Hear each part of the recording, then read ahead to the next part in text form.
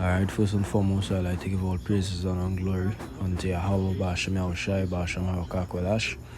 That belongs unto the apostles and the elders of great milestone that surely do well. Peace and blessings unto the Akim, the four corners of this world that pushes the gospel in all sincerity and with all diligence. This is your brother Matanaya from one of the camps in GMS Trinidad, coming to the Spirit once again to do another lesson, and this lesson is going to be called the beauty of the Brotherhood. And I'm going to start it here with this first precept here, which is Matthew 22, and I'll start at the 33rd verse. It says,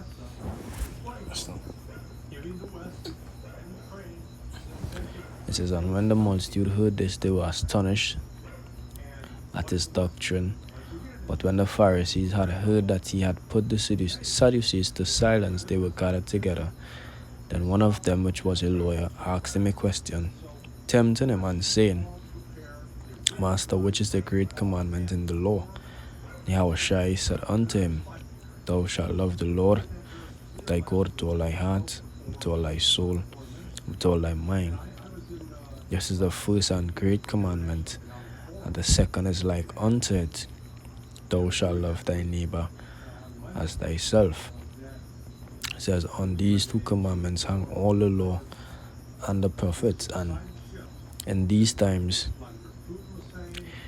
our neighbors would be those of the body of Yahushua, those the brethren of the house of David, which is all of us here within this body that believe and call upon Yahweh Bashem Yahushua.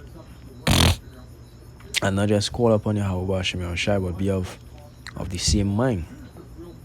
Because it have other camps that call upon Yahweh and Yahushua, and they would say that the MOTB is sin.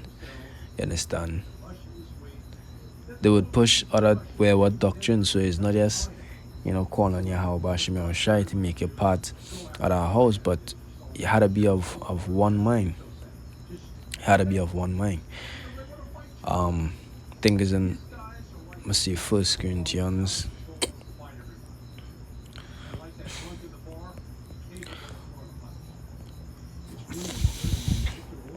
First Corinthians 1 and verse 10. It says, Now I beseech you, brethren, by the name of our Lord Yahushua, that ye all speak the same thing. So, yeah, you could be calling upon, Yahweh and Yahushua, but are we speaking the same thing as those other groups that call upon his name? No. You understand? They consider our brothers, and because they identify as Hebrew Israelites, you understand? But you have another level to being, part of the same house, which is speaking the same thing. It says that he all speak the same thing, and that there be no divisions among you, but that he be perfectly joined together in the same mind and in the same judgment. So the brotherhood is really us that, call upon the name of the Lord and speak the same thing, which would be the brothers of our camp of Great Millstone. Understand? And the Lord said, let me read Matthew 22 again. Matthew 22 and verse 30 and verse 39. It says, and the second is like unto it, Thou shalt love thy neighbor as thyself. On these two commandments hang all the law and the prophets. Understand? So we had and basically that's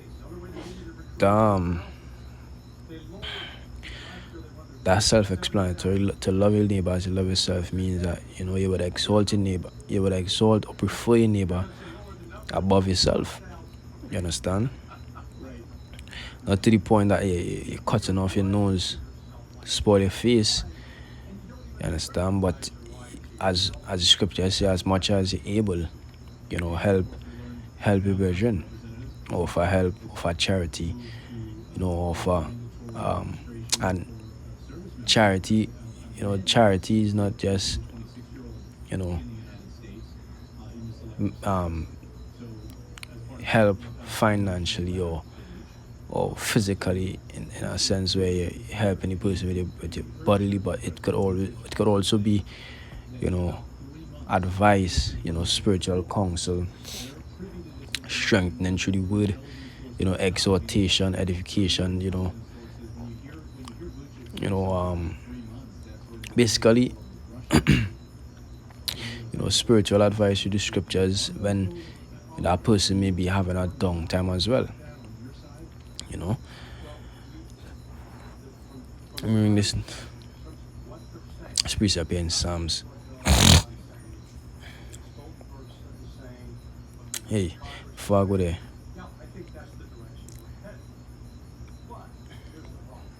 we read Proverbs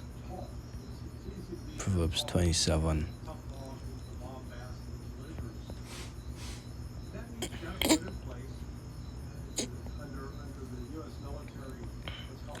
It says, Proverbs 27:9, it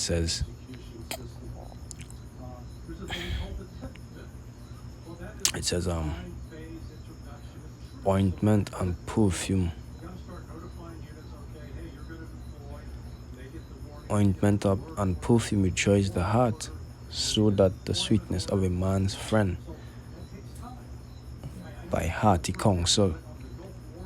As I was, just mentioning before, that charity and help may not just be, financially, as some people may, think it to be, but you could also offer charity, through help in the scriptures, through spiritual advice, through exhortation when, someone, a brother might be, down low. Understand? Well, let me read verse 17. It says, iron sharpeneth iron, so a man sharpeneth the countenance of his friend.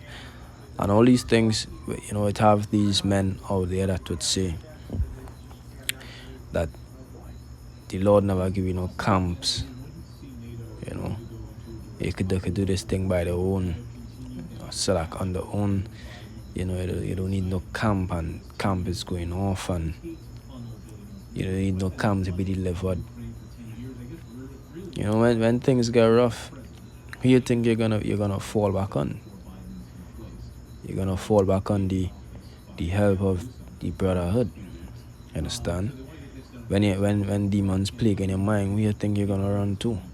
You're gonna run to seek the assistance of the brotherhood, because the scripture just said here, iron sharpeneth iron. Iron sharpeneth iron. You can't do it alone.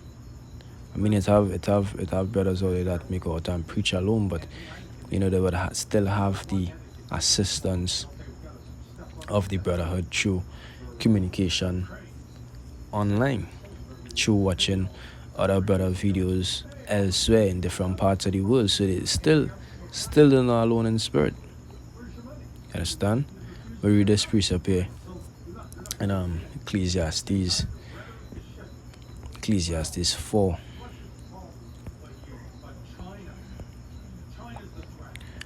Ecclesiastes 4 and verse 9. It says, 2 are better than one, because they have a good reward for their labor. For if they fall, the one will lift up his fellow. But woe to him that is alone when he falleth, for he had not another to help him up. Understand? And that is what has happened when, men preach that doctrine that, they could leave the camp and they could do it on their own. They could make it alone on their own. Yeah, you could make it alone on your own, but having already benefiting from the state of having brothers to guide and to counsel in all situations, to being alone where it's just you and thoughts in your mind, and it's telling you them thoughts in your mind is the Lord, or if it's demons, that could really deal with you. But if you have someone else,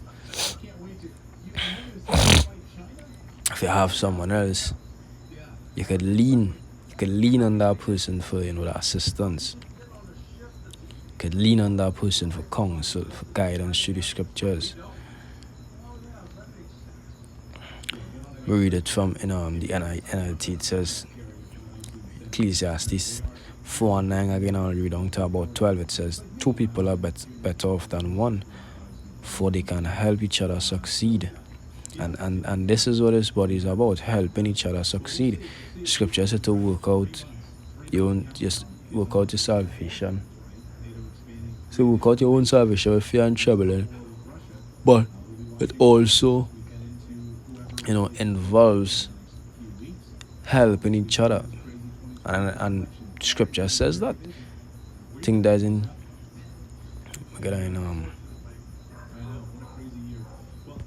Hebrews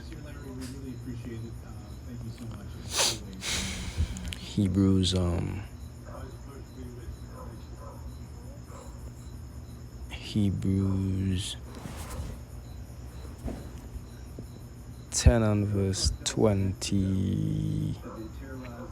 24. It says, I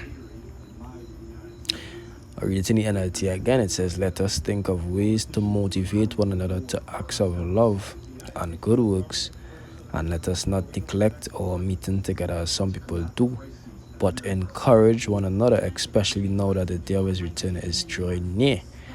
Why I have to encourage one another is because sometimes doubts start to creep into someone's mind. And you being strong, you have to you had a duty, or you had a burden of, it's not really a burden, it's a brotherly duty. It's how I will listen to be a brother's keeper, to uphold and to carry that person, and if they want that strength, they would receive that strength. I have some people that doesn't really want the strength, so they would try to drag the flag and bring you down with them. And anytime you realize that is what's going on here, you had to cut that person slack. It's like you're trying to save somebody from drowning, and they themselves, holding you in a headlock and trying to push you down to reach up for air. Anytime there's a situation like that, you had to gather yourself and secure yourself. But if that person actually wants help, as the scriptures say, it says, let me read over 25 again. It says, and let us not neglect our meeting together as some people do, but encourage one another, especially now that the day of his return is drawing near. And as the Lord returns draw near, demons would increase, temptations would increase. As the scriptures say, the birth pains, when a woman is about to deliver a baby, the birth pains increase, so hell is going to increase. Plagues in the mind going to increase, temptations going to increase, demons going to increase, fight, struggle, trials, tribulation from all sides going to increase. So that is where you need the encouragement from each other for. I'll go back up to the Ecclesiastes real quick. Ecclesiastes 4, and I'll read back from 9 again in the NLT. It says, 2 people are better off than one, for they can help each other succeed. If one person falls, the other can reach out and help, but someone who falls alone is in real trouble. Likewise, 2 people lying close together can keep each other warm. So how can one be warm alone? A person standing alone can be attacked and defeated, but 2 can stand back to back and conquer. 3 are even better, for a triple braided cord is not easily broken. So this is where brethren comes into play. All those who are against the camp, they preach Israel for a while, they keyboard warriors, and then they disappear. Why they disappear? Because they don't have the strength of the brethren to continue pushing on when those demons come to plague their mind. Understand? We read these last two precepts here. Is Psalms first. Psalm 133. It says, Behold how good and how pleasant it is for brethren to dwell together in unity.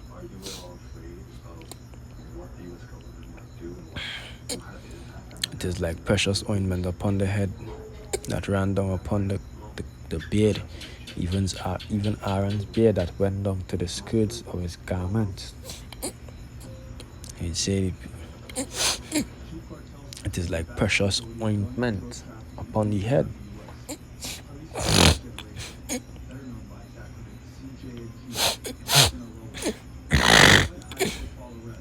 So that is how important and that is how valuable, brethren dwelling in unity can be. Read it in Sirach as well. This is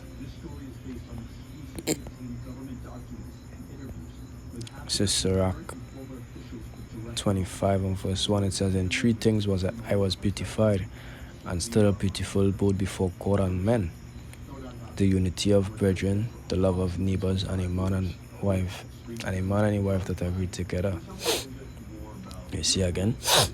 It said, and stood up beautiful both before God and men: the unity of brethren, the love of neighbors, and a man and a wife that agree together. And there had times where we had, feasts in public places. Namely, one time when we had a feast, can't remember the particular feast it was, but we had it in the Botanic Garden, and it had a family reunion going on another booth, and they were astonished to see the first time to see using the term that they use, first time to see black men together in so much harmony, no quarreling, you didn't see no malice, didn't see no hatred. First time to see Nasser, like the surprise then. You understand? And that is how the kingdom of heaven gonna be. Brethren dwelling together in unity. Understand? So, that I want to give all praises and glory unto Yahweh Ba'ashem Yahushai Ba'ashem Yahukwadash. Double honors unto the apostles and the elders, the great men who not surely do well. Peace and blessings unto the Akim. Surely 4 corners of this world that continue to push this word in all sincerity and all diligence. This is the brother Matina from Great Millstone, Trinidad, once again saying Shalom.